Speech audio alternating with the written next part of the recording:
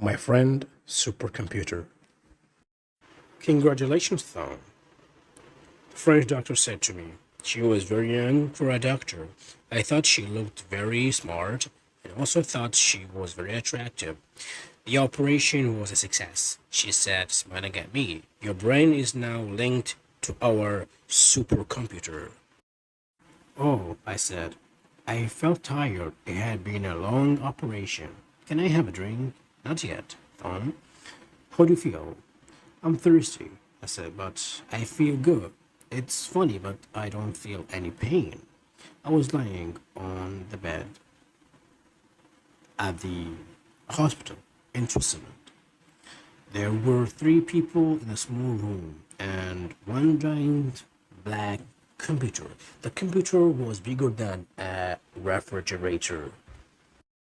It was supercomputer, the fastest, smartest computer in all of Europe. The name of the computer was Titan 2035. 2035 was the year it had been built, and I was now connected to it. Of course, you don't feel pain. The human brain cannot feel pain, the French doctor said. Her name was Dr. Sheila Benoit. She was one of the creators of Titan 2035.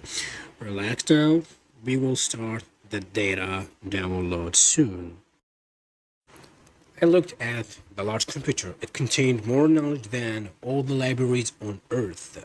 Compared to Titan 2035, my brain seemed very small and dumb. How much information will you download? I asked. All of it, said Dr. Benoit's assistant, Professor Bidwell. He was much older than her and with a white beard and reading glasses. Why wait? Your mind can handle it all. No, don't listen to him. He's joking. Benoit said, of course, we will be very careful.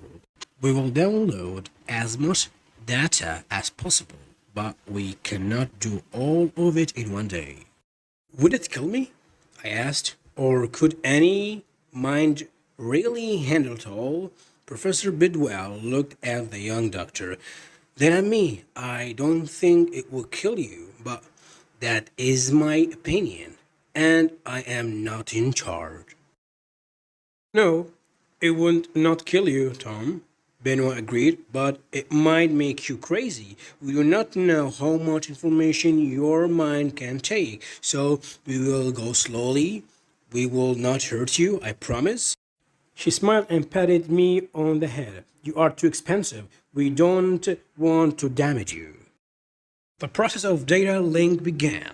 The information slowly leaked from Titan 2035 to my brain. At first, I did not notice it, but then I became aware of the new facts and the new information. It was transferred to my long-term memory. The information was new, but it seemed like I had known it for a long time.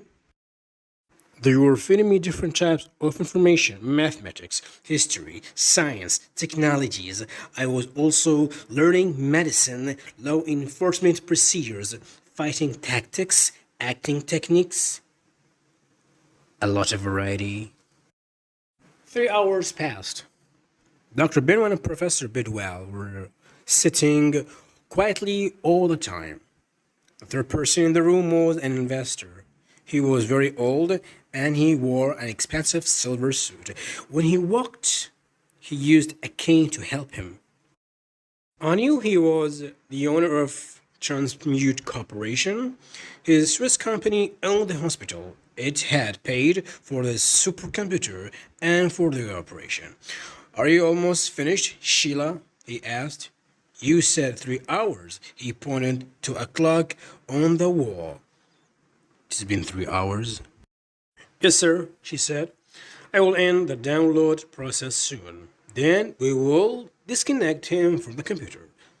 When will the tests be finished? The investor asked. He had spent millions of euros in research and development. He was so eager to learn the results of this experiment.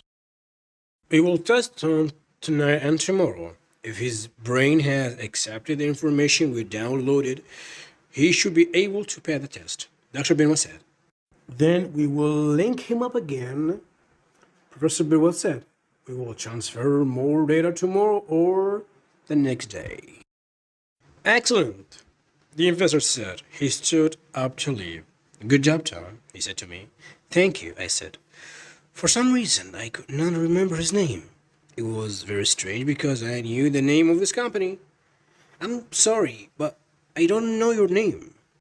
That is all right, he said, walking out of the room. You don't need to know it anymore. Dr. Benoit watched him leave. When he was gone, she turned to the professor. Are you ready to begin the disconnect process? She asked. Are you sure you don't want to give Tom a little more? She shook her head. He has had enough. Let's turn off the data stream. I found myself getting sleepy. Everything went black. I do not know how long I was sleeping. My dreams were long and unpleasant. Dreams of war and suffering, and of death and destruction. There was no way to tell how long I was asleep. I finally woke up and opened my eyes. Above me, I could see a sky and the clouds. That's funny. Am I still dreaming? I wondered. Where is the ceiling? Then I turned my head and saw the room. It'd been destroyed. Quickly, I sat up and looked around. Dr. Benoit was on the floor, dead. Professor Bidwell was missing. The black supercomputer, Titan 2035, was all right. It was still turned on and feeding me information. But the rest of the hospital was gone. A massive bomb had exploded and destroyed the hospital as I had slept. Far away, I heard someone yelling for help. Further away, I heard the sound of police cars coming. There was a terrorist attack, I thought. Or did this happen because of me? Did someone try to kill me?